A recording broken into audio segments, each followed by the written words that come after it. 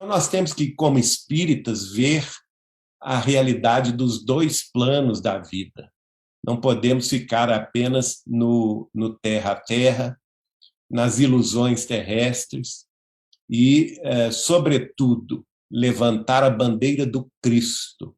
Nós, como nação cristã que somos, Brasil, coração do mundo, pátria do Evangelho, temos que levantar a bandeira de Jesus, porque só ele é o exemplo vivo da nossa própria redenção. Só ele nos mostra o caminho da verdade e da vida. E sem ele, nós estaremos indubitavelmente caminhando para a autodestruição, para as sombras, para o aniquilamento. Nós tínhamos, eu fiquei muito impressionado numa das noites. Eu tenho muita facilidade de, durante o sono físico, ter dois tipos de fenômenos, ou sair do corpo e conversar com os espíritos, com familiares, com amigos, ou então rememorar cenas do passado.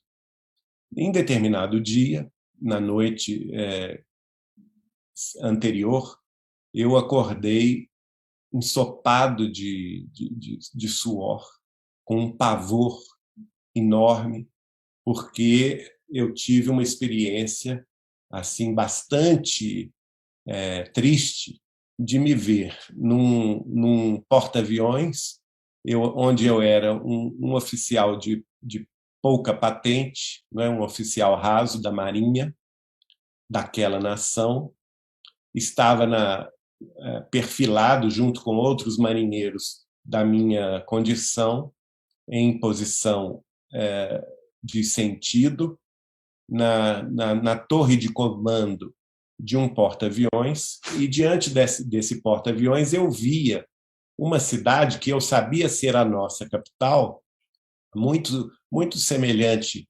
a cidades norte-americanas com prédios muito altos, como, por exemplo, Nova York, porque eu via prédios imensos, com mais de 100 andares de altura, e a única diferença é que essa cidade, Nova York, está no meio de um rio, não é? Que é o rio Hudson.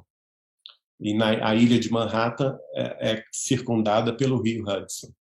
Nesta outra cidade que eu via, eu sabia que não era Nova York, porque eu via a foz de dois grandes rios, um à esquerda e outro à direita, e a confluência dessa foz, dessas duas foz de dois grandes rios no mar, nós estávamos no mar, no meio delas, então, se erigia esta capital que eu sabia ser a nossa cidade. E então eu vejo, para meu espanto, eu tinha um medo danado dele, entra um almirante em chefe dessa frota, dessa, eu não sei qual que é o nome que se dá a essa reunião de navios, né? Porque junto com o nosso porta-aviões tinham fragatas, tinham navios de guerra e outros mais, que estavam ali posicionados diante da nossa capital. E entra o almirante, e eu tenho um medo imenso dele, um respeito imenso por ele, e nesse almirante eu reconheço Chico Xavier. E o almirante se dirige ao diretor dessa, como é que chama isso enfim, aquele que estava conduzindo o porta-aviões, né? Ao capitão do porta-aviões, ele se dirige, assim, desesperado, bate um murro assim na mesa e diz: a guerra começou. A, a, eles estão revidando, olha só. E aquele pavor, né, dessa frase, eles estão revidando, nos veio aquele pavor imenso, não somente a mim, a todo mundo, e diante de nós vimos, naquela nossa cidade querida, que era a nossa capital, exatamente a chegada, a explosão de uma bomba atômica, uma bomba termonuclear, com o seu formato tradicional, né? Que sobe aquele cogumelo e o cogumelo se desce numa bola de fogo e vem na nossa direção. E vindo na nossa direção, o mar se levanta e tudo se dissolve dentro daqueles horrores, né? E eu acordo ensopado de suor, chorando convulsivamente. E eu pensei, gente, mas o que é isto, né? Pelo amor de Deus, que sonho mais! Eu achei que era um sonho, que coisa horrorosa.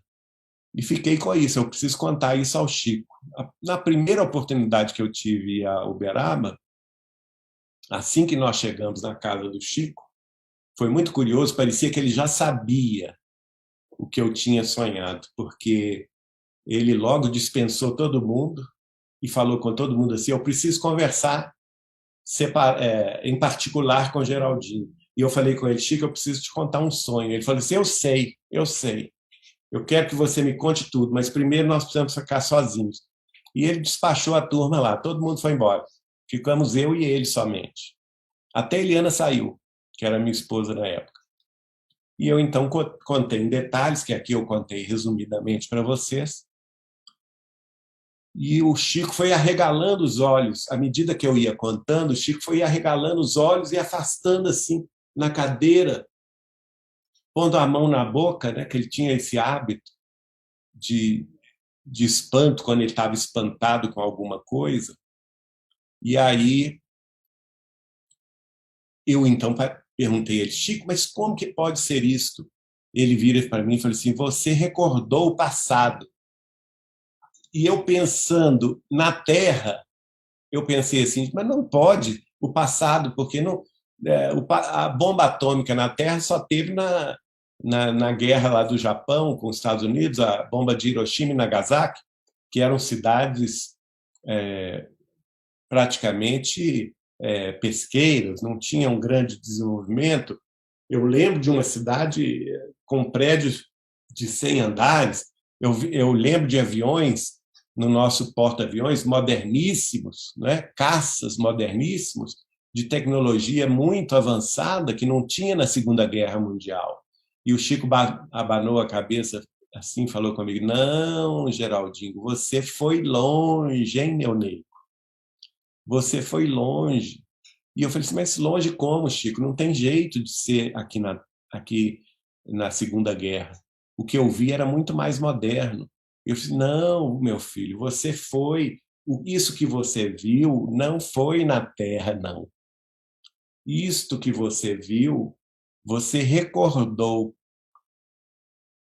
Você viu a cena da guerra nuclear em Capela, há 7.000 anos atrás, 5.000 antes de Cristo.